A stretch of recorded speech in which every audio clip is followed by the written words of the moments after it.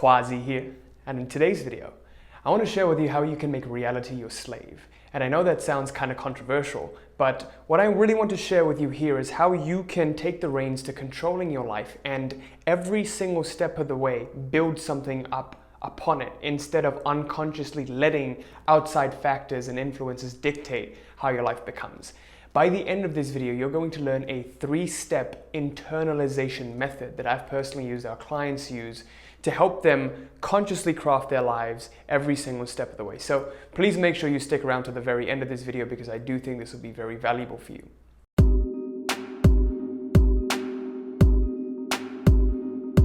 Before I begin this video, I want to quickly announce that I made a brand new bootcamp for you, the Identity Shifting Bootcamp. If you just scroll down to the comments section, you'll find a pinned comment that contains all of the resources and also access to our exclusive email list where I can share stuff that I can't really share on the channel. If you'd like access to that, just go down there and put your email in and you'll be in our list. So without further delay, let's go right ahead and get started. Today I want to talk to you about enslaving reality. And reality was meant to be enslaved, not people. Reality was meant to be enslaved because reality is inanimate. It can be influenced by that which is animate. Human beings are animate, and that which is animate can influence that which is inanimate, which is reality. So you can shape your reality, the layer of your own world, the way you want to, as long as it doesn't impede upon someone else's layer of reality. Okay?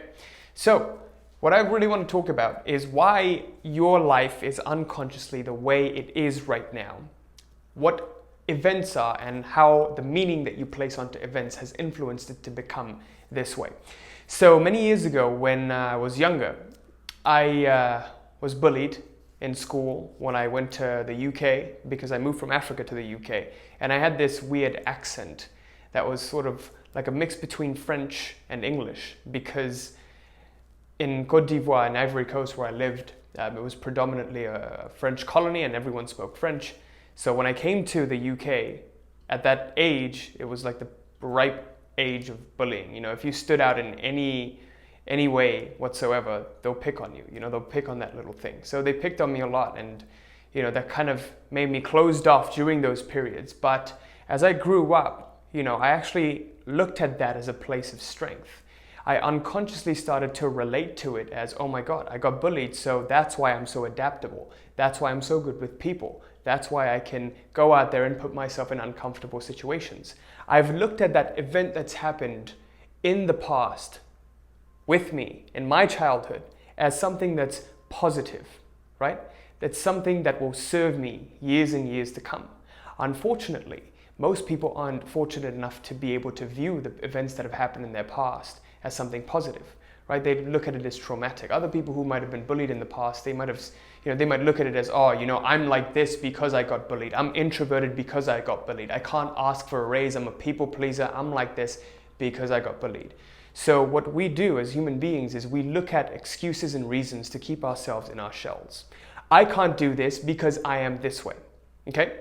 So what important conclusion this leads me to is that the events in your life will unfold according to the meaning placed upon it. Okay? Please remember this. Events will unfold according to the meaning you place upon it. What does that mean exactly? Well, that event of me being bullied, when I placed a good meaning on top of it, and I said, you know, somehow this is going to serve me, maybe I'm just not sure how this will serve me yet. I started to do that unconsciously. I got lucky to be able to do that, right? And because I did that and I looked at little things that were happening and I confirmed it, I was like, oh, look, this is why, you know, I don't give a shit what other people think and I'm not too fazed by social pressure. You know, this is why I can do this. This is why I can go socialize and network easily. This is why I'm extroverted. And the more I kept consolidating that to myself, the more it became deeply ingrained in my subconscious that the event of being bullied had a positive meaning onto it. And so every single thing that happens, like me making these YouTube videos, I started to make them comfortably and easily without it being too much of a friction because I placed a good meaning on top of it, right? So unfortunately, this isn't true for everyone because we unconsciously internalize, we unconsciously put a meaning onto it. How and why do we put these meanings onto it unconsciously? Here's the deciding factor.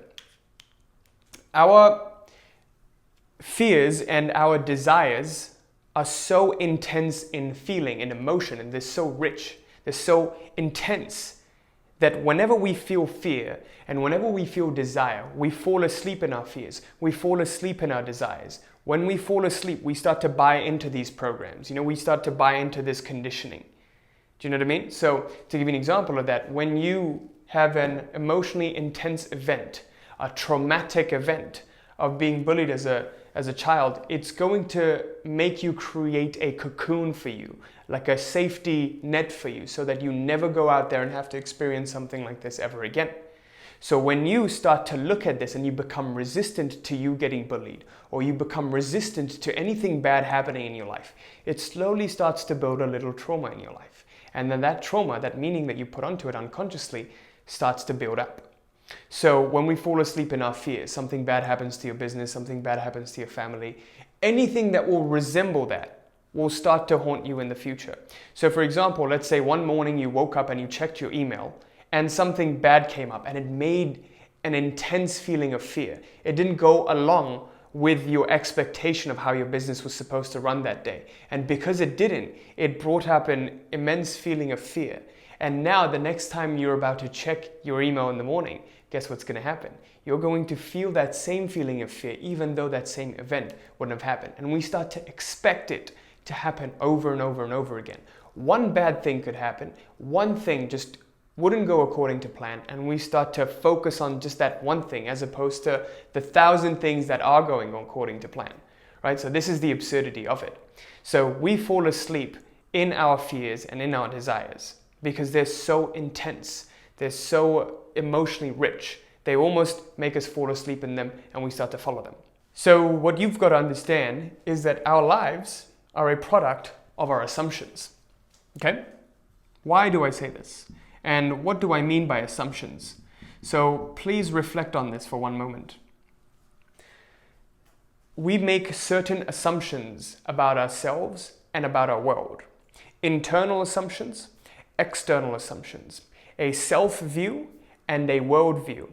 We make these assumptions because they allow us to function in this world. When you make a certain assumption about how gravity works, I'm making an assumption that if I drop this pen, it will hit the ground. We make these assumptions because they're accurate with the model of reality that we're experiencing right now, right? But most of these assumptions, I would say I don't know actually, it's difficult to put a number on it. Over 60% of these assumptions aren't entirely true right now. And what I mean by that is the assumptions that you have about yourself are mostly not true. Right? So when you believe that you're only capable of doing something, you're believing that this is static and it can never change. So this is why a lot of people have self-worth issues, right? So they start to believe that because I was raised this way as a child, I'll never be capable of achieving much more. Because I was bullied, I've been this certain introverted kind of way, I'm not capable of, achieving that career. So the big problem that happens is your desires are in one way, but your assumptions and how you view yourself, your beliefs, are pointing in another way. And they're not congruent. And this incongruency creates this internal conflict. You want to do something, but you believe that you can't make money with it. You're an artist who is really passionate about your art, but you have this assumption, and again, this isn't entirely accurate, right? That you can't make money from your art. So that's the insanity of it. We start to make these assumptions not because we've come to the conclusions ourselves through actual research, analysis, but rather just external influences in what we've seen and what we've heard, through hearsay, through analogy, not through first principles, not through breaking it down to its fundamental, right? And that's the biggest problem. Our lives are a product of our assumptions. Now, assumptions are necessary, but most of the time, they're incorrect, the assumptions that we do make.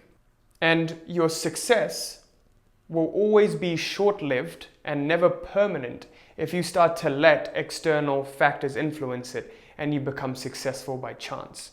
If you become successful unconsciously, you'll always suffer your success. Okay? So the key to long-lasting success is conscious internalization. All right, my pen's not working. Conscious internalization. Now the question becomes, what is this conscious internalization? Up until this point, we've explored how we unconsciously absorb, buy into, truly believe, and hold to be true all of these external programming, all of these external conditioning. Now the question becomes, how can we consciously program ourselves? Let alone, how can we undo the past programming that we've unconsciously picked up? Okay? And that's what we're going to be exploring here. That's the only thing that's missing. So in our program, in the Reality Mastery program, we call this the coordination method. Learning how to coordinate through this. Once you've had all of your foundations set, you're clear about where it is you want to go. You're clear about who it is you've got to become. And you know how to create that every single day. The last step that's left is coordination. I've actually made a video on the fundamentals. If you click up here, click the little eye up here, I'll also put in the pinned comments below. It'll be a video on the fundamentals and the 3 big pillars that reality creation is based upon. But the last step is coordination. And this is what I'm going to share with you here. The process of conscious internalization is as follows. There's an event that occurs, and there's an unconscious meaning or your current assumption towards the event. But the last step we add to it is the possible advantages we allow our minds, we give ourselves a chance to see. So this in action would look like this. So let's begin with an event that occurs, right? Let's say one of your business accounts gets shut down, whether this be your advertising account, whether this be your Facebook group, or whatever it may be, or your email, something important in your business gets shut down, or you get an important email, maybe you're getting sued or something, right? So something terrible happens that does not go according to plan whatsoever, okay? Business account shut down. Or maybe, you have a very big YouTube channel and it's in jeopardy and your YouTube channel gets shut down. And then immediately your fears arise because this doesn't go according to plan. It goes opposite to your desires. So you have desires on, I want to grow a business, I want to make these ads profitable, I want to make my YouTube videos profitable. And then you have the other side of the desire, which is the fear. I don't want, an unsuccessful business. I don't want to stay stuck here. I don't want this to keep on continuing. And what happens is the event is in line with your fears. So it invokes the assumptions about your fears. And then your current assumptions become, oh, well, if my business account is shut down, that means I won't be getting clients. No clients. Oh no, that means no money. That means my progress has been slowed down. Oh, maybe I'm in legal trouble. I could even go to jail. I don't know, whatever crazy shit you want to make up. But all fear fundamentally is the fear of death, right? You've started to build an ego around this business or whatever it is that you're holding on to, and it's become a part of your identity. And when it doesn't go according to your identity, it starts to test your ego and your identity. Then you start to believe you're dying. And so these fears get stronger. You start to project these fears. You're like, oh, I got this one event, then it could happen again, and it could keep happening. And you start to unconsciously internalize this as a negative event. This is bad, and you become averse to it. So please look at this. Just acutely observe this the next time it happens. There's the event and there's the attitude that you have, but even underlying the attitude is the feeling, and the feeling is contraction. The feeling is closed offness, right? Instead of openly letting that experience in. Again, if you did that, the intensity of this event would never build into your subconscious and haunt you in the future. So for example, if I didn't resist how I felt about being bullied, and I was just open to letting it, then I would have still evolved in this same way, right? So there's 2 ways to do it. You can either put a positive meaning onto it, or you can simply let go of it and surrender it and let it in with open arms. So the current assumptions become, well, I might not get clients, I might not make money, then I might not grow in the future. All of these fears come up. Oh no, I've worked so hard for this, all of this for nothing. All of these fears come up and you project it. These are what come up in the moment because of your attachment to your business and the identity that you formed around it. Now, finally, this is a step that we add to it where we consciously internalize it. And in consciously internalizing it, we simply ask, what are the possible benefits that could come out of this event? What possible advantages can this event produce? Now we're onto something. So what are the possible advantages that this event can bring about? Let's look at it. Well, this business account getting shut down. Let's say my ad account gets shut down. Now I'll be looking for a better source. A possible advantage is better source will show itself. Shows itself.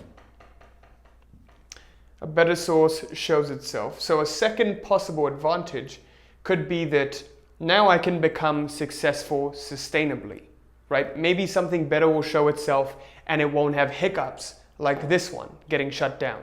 The other source that I find could be a sustainable solution. Find a sustainable solution. Maybe this had to happen in order for me to get that sustainable solution, right?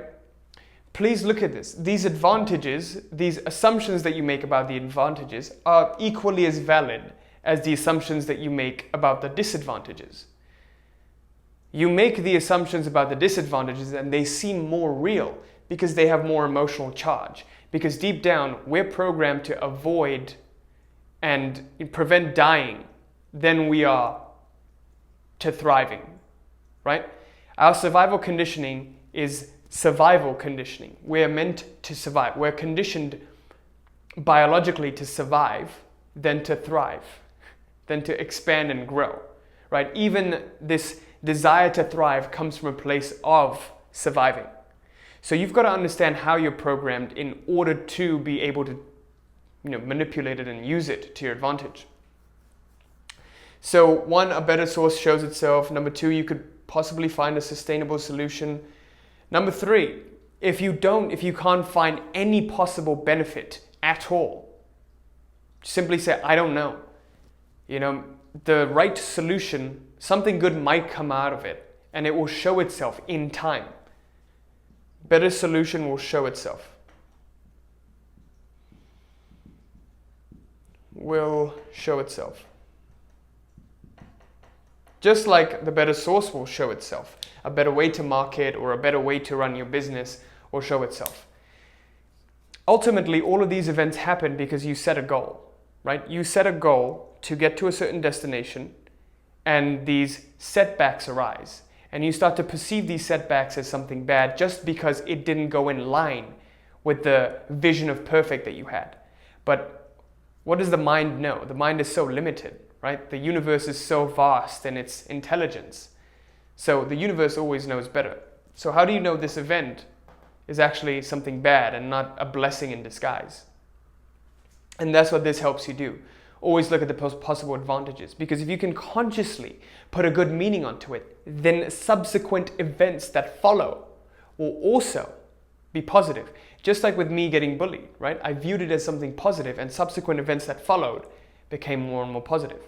So this is very, very crucial when you start to make assumptions about yourself or you make assumptions about your world. If you start to view your world as a cruel mistress and that everything happens to spite you, then that's exactly what's going to happen. Your mind, your reticular activating system will start to filter out good things and only look at the bad. You'll make a YouTube video and you'll scroll down and you'll only be able to see the bad comments as opposed to the good ones, right? Then that's what used to happen to me until I started to look at, well, my fundamental assumption now, I'm choosing to change that to the world takes care of me, I make good videos. And then I only look at the good comments. And I use even the bad comments as a potential criticism for me to improve and make better stuff, right? So even those I view in a positive light. So it doesn't matter what you say to yourself, it matters what the underlying feeling is. Is it contraction or is it expansion? When you look at something that you don't like, do you use it to make you expand, or do you let it contract you? And with that, I conclude this video. Thank you so much for watching. I sincerely hope this was helpful. Let's do a quick recap of what we talked about today. Today we talked about enslaving reality and how to make reality your slave, how to control it, how to manipulate it, because you should manipulate your reality, not other people. And we understood today that events will always unfold according to the meaning that you place on it. For example, when I placed a good meaning of me getting bullied as a child, then good things came out of it. I started to view myself as, oh, I can do this because I got bullied, right? I can go out and network, I can go out and crush it in interviews, I can make YouTube videos because I got bullied. It made me more resilient. And understand that our lives are a product of our assumptions. And most of these assumptions we've picked up unconsciously. We never even chose them. And then we understood that your success will always be short-lived if you unconsciously become successful, if you become successful by chance, kind of like winning the lottery.